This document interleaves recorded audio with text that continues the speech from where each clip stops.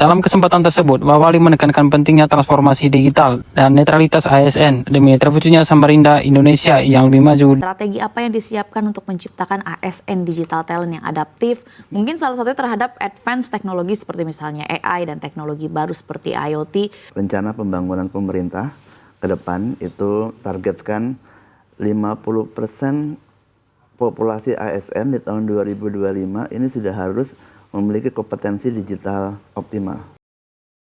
Assalamualaikum warahmatullahi wabarakatuh. Waalaikumsalam warahmatullahi wabarakatuh. Selamat sore rekan-rekan peserta Latsar semua. Pada kesempatan ini rencananya kami dari kelompok 1 yang beranggotakan dari Teh Tanti Nurdianti, Apoteker Debrina Frederika, Dr. Ataya Sofia, dan Fisri Hami, dan saya sendiri, Dinda Aulia Istiqomah, akan berdiskusi kelompok mengenai tema ASN di era digital. Sebelumnya, saya akan memandu jalannya diskusi kali ini. Sebenarnya, digitalisasi saat ini telah menjadi bagian dari kehidupan masyarakat. Perkembangan teknologi mengubah cara masyarakat berkomunikasi, cara bekerja, dan mengakses layanan publik. Nah, sehingga ekspektasi masyarakat terhadap pelayanan pemerintah juga semakin meningkat. Pemerintah ini mendorong untuk adanya transformasi digital dalam penyelenggaraan pemerintah. Nah, ini tuh dilakukan untuk mewujudkan tata kelola yang efektif, transparan, dan berorientasi pada pelayanan masyarakat.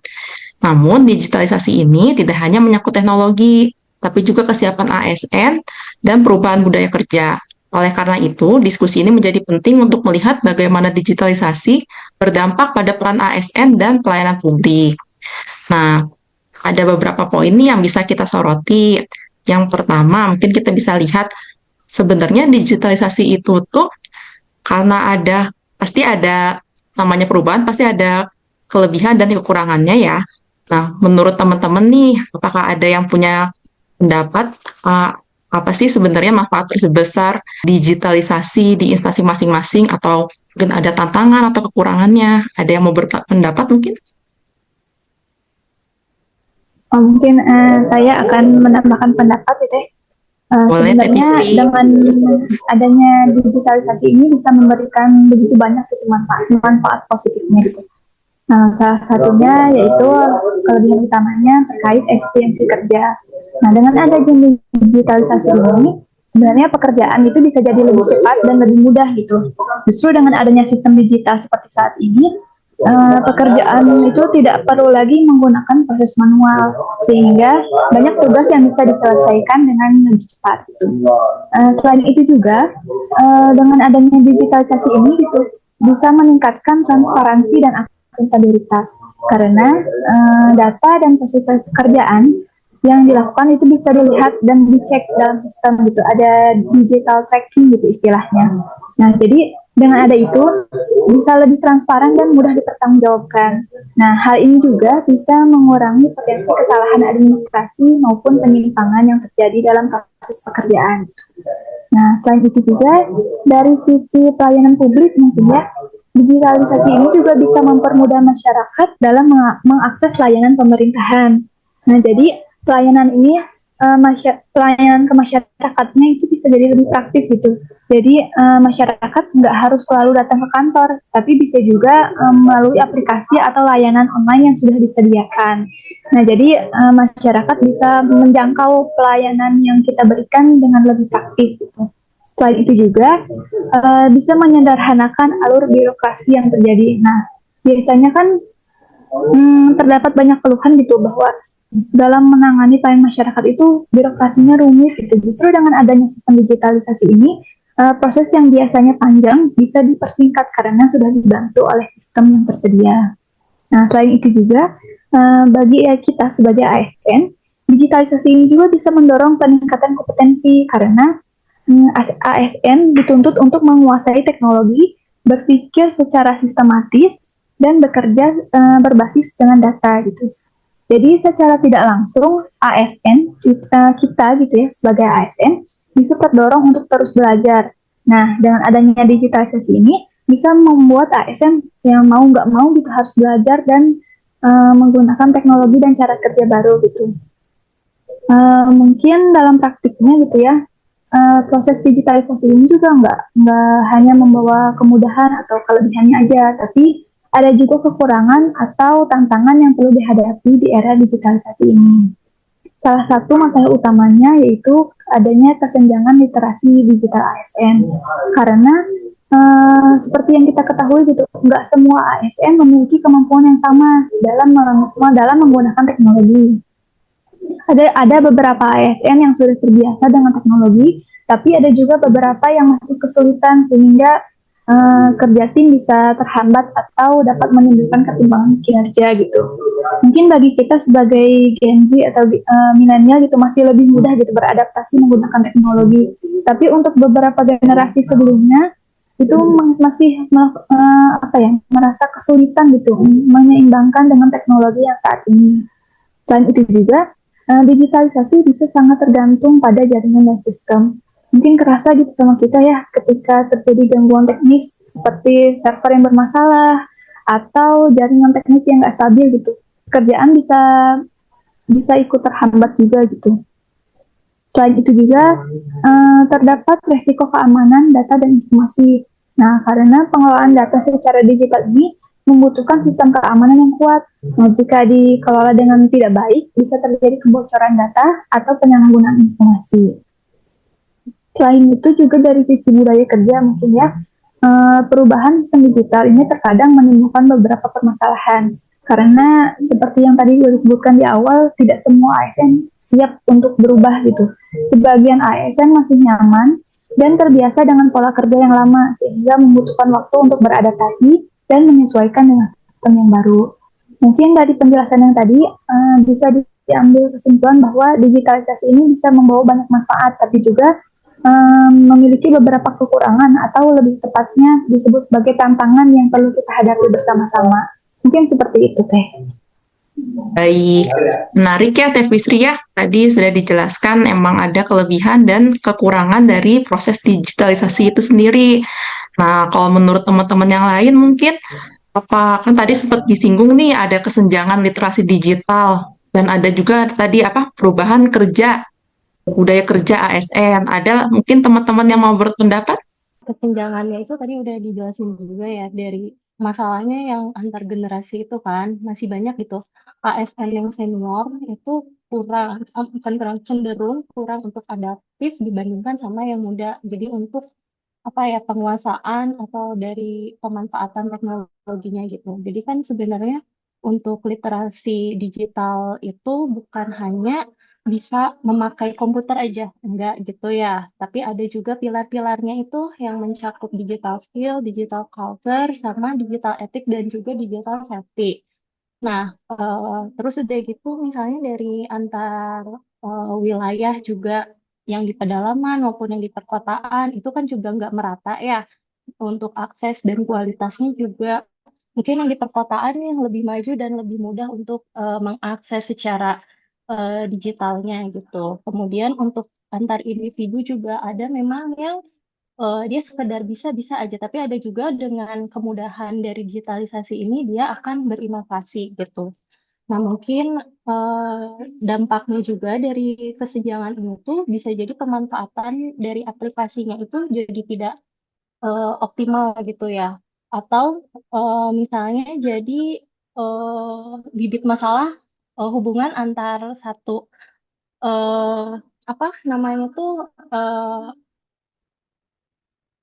individu ke individu lainnya. Misalnya tadi yang senior ke yang junior. Mungkin karena yang senior terlalu sering untuk meminta bantuan, kadang-kadang kan ke juniornya juga jadi ngerasa keganggu gitu. Atau misalnya ke eksistensi dari sistem yang baru, Office atau satu data gitu ya, atau misalnya tanda tangan digital. Kemudian sama tadi yang kolaborasi lintas unit dan juga lintas instansinya terhambat gitu. Nah, terus kaitannya juga misalnya sekarang kan ada yang baru ya misalnya yang MPP atau mau pelayanan publik. Kalau misalnya untuk yang nakes itu ya untuk pembuatan SIP gitu ya, izin prakteknya mungkin sekarang kan udah mulai menggunakan yang MPP itu gitu ya. Nah, kalau misalnya ASN yang literasinya rendah, mungkin dia akan kesulitan gitu untuk mengoperasikan layanannya itu. Jadi misalnya terhambat lah untuk pembuatan SIP-nya. Jadi mandek juga gitu ke apa ya, proses pelayanan juga. Terus kan dari beberapa juga udah ada yang WFA ya. Mungkin kalau yang belum terbiasa, jadinya kayak penggunaan tools digital toolsnya itu kurang produktif. Terus pengawasan kinerjanya juga jadi sulit gitu ya kalau misalnya kita nggak paham gitu platform-platform digital apa aja nih yang bisa kita pakai gitu. Mungkin segitu aja buat kesenjangannya dan untuk perubahan dari budaya kerjanya juga di era digital ini kan banyak nih yang dari manual ke digital. Misalnya dari arsip-arsipan atau misalnya register-register yang awalnya secara tertulis tangan, sekarang kan sudah banyak yang masuk ke desk data gitu ya. Nah, terus tadi dari jam kerja juga yang ada bisa WFA gitu ya. Terus mempermudah juga sebenarnya dari kolaboratif kalau misalnya kita perlu satu data nih dari orang lain. Nah, kita nggak perlu susah-susah nanya ke orang yang kita perlukan datanya itu, tapi bisa lihat langsung gitu ke bank datanya atau desk datanya itu. Kayak gitu. Baik, Dokter Ataya, terima kasih Mm-mm. pendapatnya yang sangat lengkap.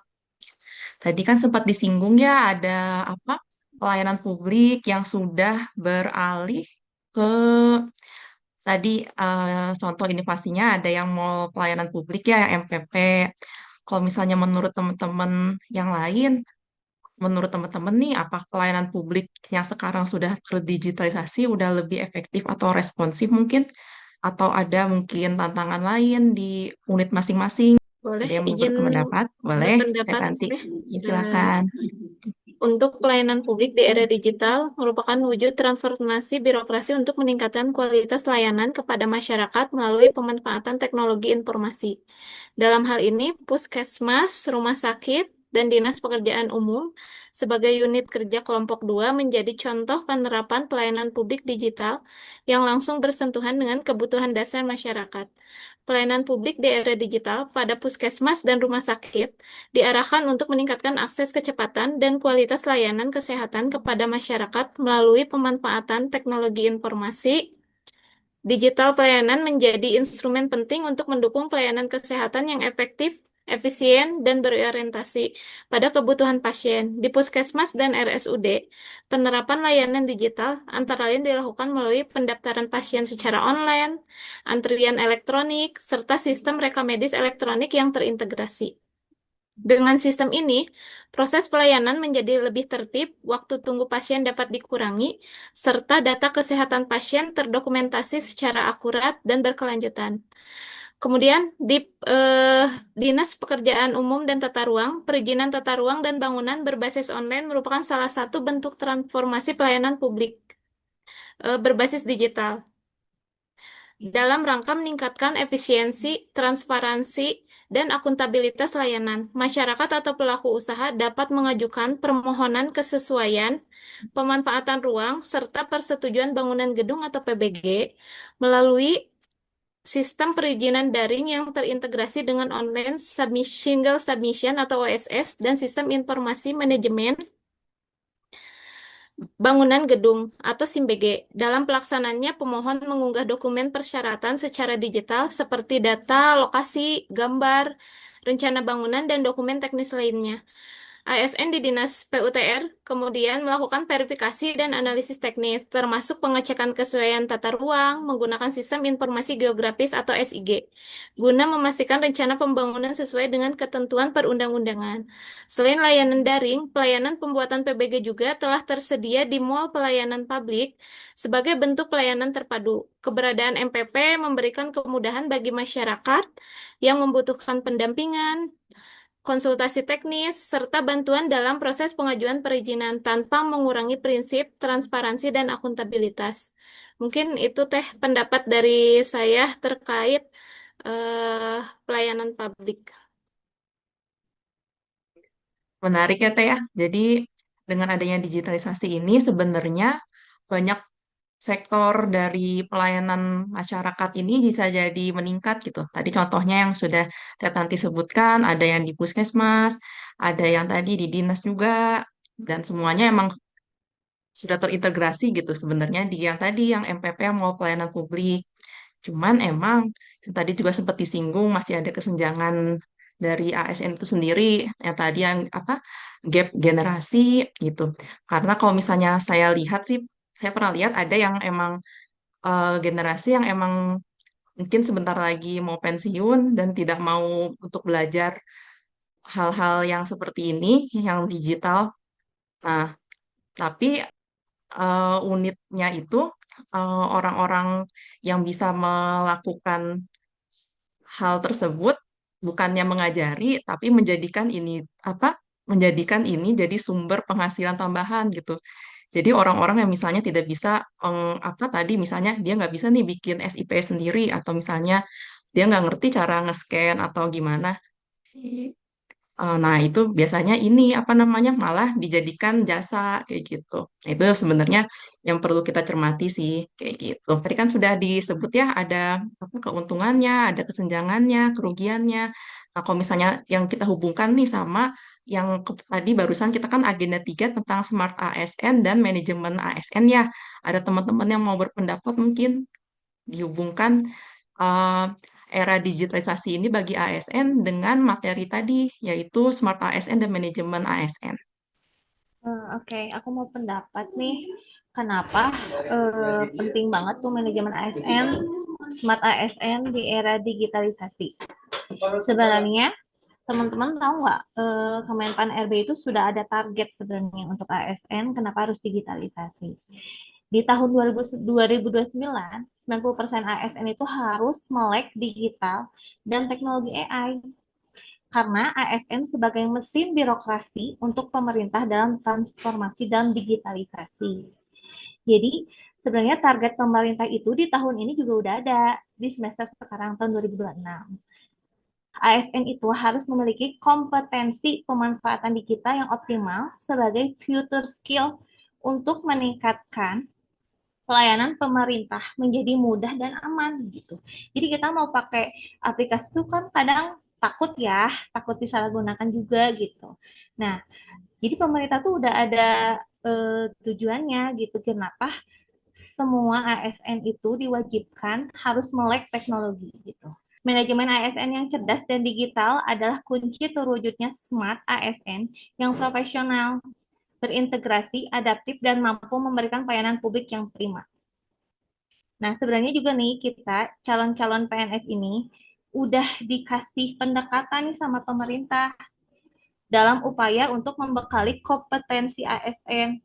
Jadi sekarang sejak Klatsar kita sudah dikasih bekal tentang transformasi digital dan teknologi AI. Jadi memang ASN diwajibkan memiliki kompetensi digital untuk mewujudkan pelayanan yang prima, aman, mudah, dan cepat. Gitu.